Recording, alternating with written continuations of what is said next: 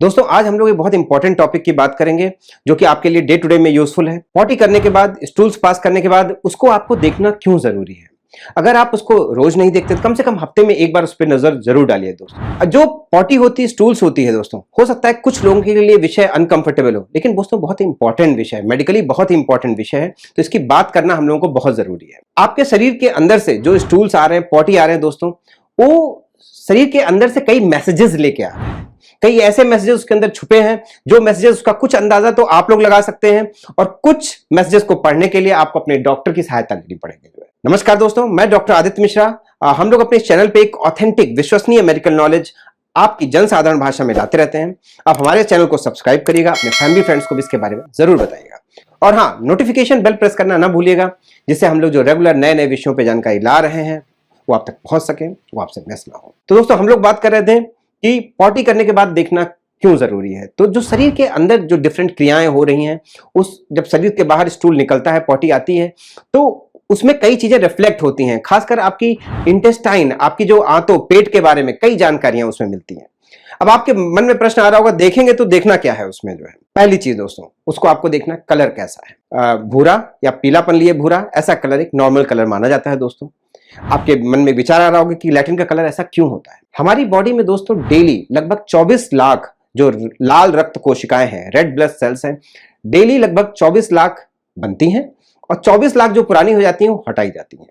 तो दोस्तों जो हटाई जाती हैं उनके अंदर का जो पिगमेंट निकलता है वो लीवर पित्त के नली के माध्यम से आंतों में भेजता है, उसी के कारण स्टूल का ऐसा कलर होता है। अब एबनॉर्मल कलर्स क्या हो सकते हैं। कुछ लोग अगर अपनी पॉटी का कलर चेंज होता देखें कि उनका कलर ग्रे हो रहा है या थोड़ा सफेद हो रहा है, तो पेल कलर है, तो हो सकता है कि उनको ये जो बाइल आ रहा है, जो पित्त आता है, वो आंतों तक नहीं पहुंच पा रहा है। किन किन अवस्था में ऐसा हो सकता है। हो सकता है कि पित्त की नली में कोई पथरी हो, पित्त की नली में कहीं कोई स्ट्रक्चर हो, कोई नैरोइंग हो, या कोई गांठ हो दोस्तों जो कि दबा रही हो पित्त की नली से, जिसके चलते बाइल अपना पूरा आंतों तक नहीं आ पा रहा है। फिर और क्या कलर्स हो सकते हैं। हो सकता है कि कलर आपको ब्लैक कलर दिखे।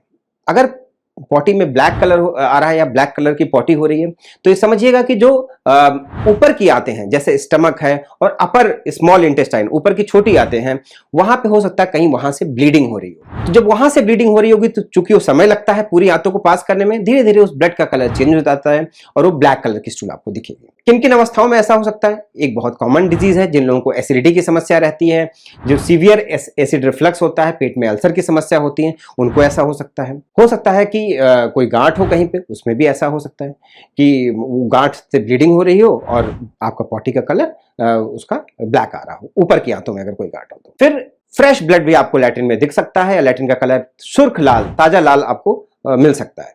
ऐसा किन कंडीशंस में मिलेगा।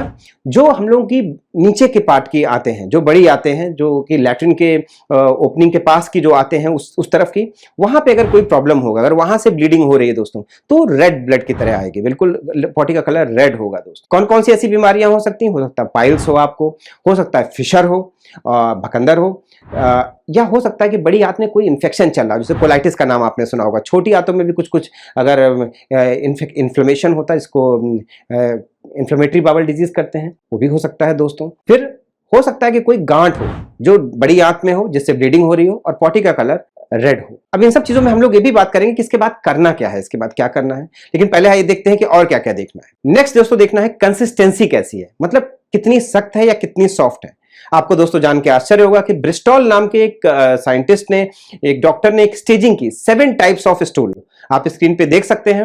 ये 7 प्रकार के स्टूल्स हैं दोस्तों। अगर आपको तीसरे या चौथी प्रकार में जैसी इमेज दिख रही है, अगर वैसा है तो ये नॉर्मल स्टूल है, और अगर पहली प्रकार की है तो बहुत सख्त है, इसका आप बहुत ही कॉन्स्टिपेटेड है, और अगर 7th टाइप है दोस्तों तो आपको कहीं इन्फेक्शन है, आपको डायरिया जैसी दिक्कत, उसके चलते आपको इतना लूज स्टूल्स हो रहे हैं। फिर और क्या हम लोगों को इसमें देखना है। हम लोगों ने, जब हम लोग पॉटी पास करते हैं उसके बाद एक चीज ध्यान से देखनी है कि जो पॉट है उस पर कितना चिपकती है, अगर वो इजिली फ्लश नहीं हो रही है, या फिर अगर वेस्टर्न टॉयलेट आप यूज करते हैं, आपने देखा कि पॉटी करने के बाद पूरी तरह से डूब जाती है, तो कहीं ना कहीं आपको डाइजेशन की प्रॉब्लम हो सकती है, कहीं ना कहीं लीवर में कुछ दिक्कतें हो सकती हैं, जिसकी वजह से अच्छा डाइजेशन नहीं हो रहा है और आपके खाने से पूरी तरह से न्यूट्रिशन एब्जॉर्ब नहीं हो रहे हैं।